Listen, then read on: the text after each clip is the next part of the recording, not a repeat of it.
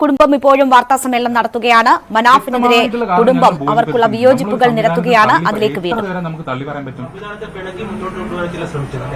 അവർ ശ്രമിച്ചു. പക്ഷെ നമ്മൾ ആ ശ്രമത്തിൽ കാരണം ഇത്രയും കാര്യങ്ങൾ ഞങ്ങൾ അത് പിന്നെ ചെയ്യുന്നതിന് കാര്യം എന്താണെന്ന് വെച്ചാൽ ഈ പറയുന്ന രാഘവേട്ടനാണെങ്കിലും ഈ പറയുന്ന AKM ആണെങ്കിലും ഒക്കെ ഞങ്ങളുടെ കൂടെ നിന്നിട്ട് ഇതിന് സിദ്ധരാമയ്യ ഉറപ്പ് തന്നു. അതിലപ്പുറം ഇനി എനിക്ക് ഉറപ്പ് തന്നു. കുടുംബത്തിന്റെ ഭാഗമായിട്ട് ഞാനായിരുന്നു പോയിരുന്നത്. അത് എനിക്ക് തന്ന ഉറപ്പ് എന്ന് വെച്ചാൽ ക്രെഡിറ്റർ കൊണ്ടുവരും, തിരച്ചിൽ ആരംഭിക്കും, അർജുനെ എടുക്കും എന്നുള്ള ഉറപ്പാണ് തന്നത്.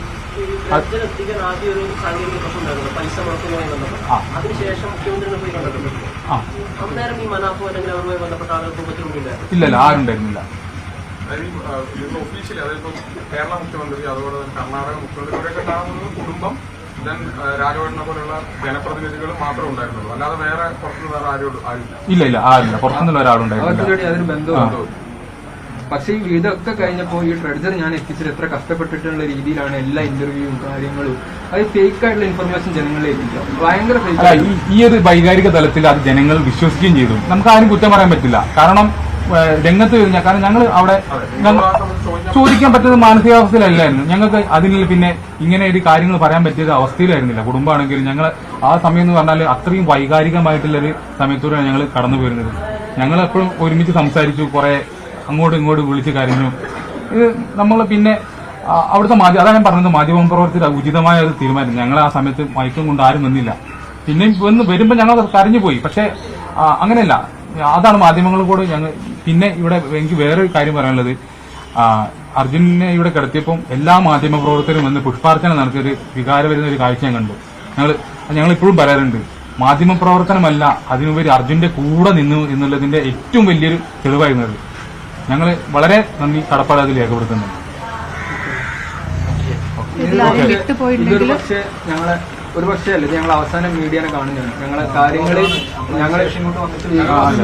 ശേഷം വന്നിട്ടില്ല. ഞങ്ങൾ നിർത്തിയൊരു കാര്യമാണ്. പക്ഷെ ഒരാളെ എത്ര ബന്ധപ്പെട്ടിട്ടും മിണ്ടുന്നില്ല, തിരിക്കുന്നില്ല. കാരണം അവരതിനനുസരിച്ച് പൊക്കുക. എന്തായാലും ഞങ്ങളെ നെഞ്ചത്ത് കയറി പോവുക.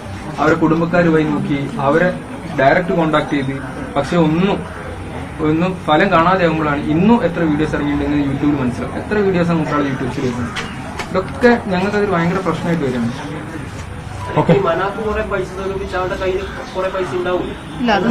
അതല്ല, നമുക്ക് വേണ്ടിയിട്ടല്ല പൈസ ചോദിക്കുന്നത്. ഈ ഒരു സംഭവത്തിന് വേണ്ടിയിട്ടുള്ള രീതിയിൽ പൈസ കളക്ട് ചെയ്തിരിക്കില്ല. പല ആൾക്കാർ ഇവർക്ക് കൊടുക്കുകയാണ്. മനാഫ് നിർബന്ധിച്ചിട്ടായിരിക്കില്ല, അയാൾ നിർബന്ധിച്ചിട്ട് പൈസ മേടിക്കുന്നതായിരിക്കില്ല. അങ്ങനെയല്ല, ഈ അർജുന്റെ കുടുംബത്തിന് കൊടുക്കണം എന്ന് പറഞ്ഞിട്ട് പല ആൾക്കാരും കൊടുക്കുന്നുണ്ടാവും. അതാണ് എന്നോട് പറഞ്ഞിട്ടുണ്ടായിരുന്നത്. അർജുന്റെ മോനൊരു ഫണ്ട് ഉണ്ട്, കുറച്ച് ഓരോ ആൾക്കാർ തന്നിട്ടുണ്ട്, ഞാൻ എന്റെ മോനെ ഡെപ്പോസിറ്റ് ഇടാം എന്ന് എന്നോട് പറയാൻ കാരണം അതായിരിക്കാം. അദ്ദേഹം മനഃപൂർവ്വം മേടിക്കുന്നുണ്ടെന്ന് ഞാൻ കരുതുന്നില്ല. ഓക്കെ, ശരി.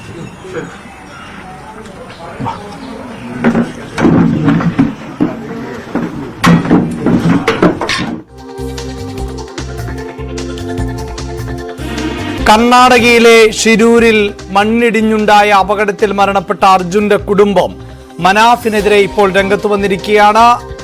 ലോറി ഉടമയായ മനാഫിന് എതിരെയാണ് രംഗത്ത് വന്നിട്ടുള്ളത്. സമൂഹ മാധ്യമങ്ങളിൽ അടക്കം മനാഫിനെ കുറിച്ച് വലിയ തോതിലുള്ള പരാമർശങ്ങളും മറ്റുമൊക്കെ നേരത്തെ വന്നതാണ്. പക്ഷേ അത്തരത്തിലല്ല ഇപ്പോൾ അർജുന്റെ കുടുംബം പ്രതികരിക്കുന്നത്.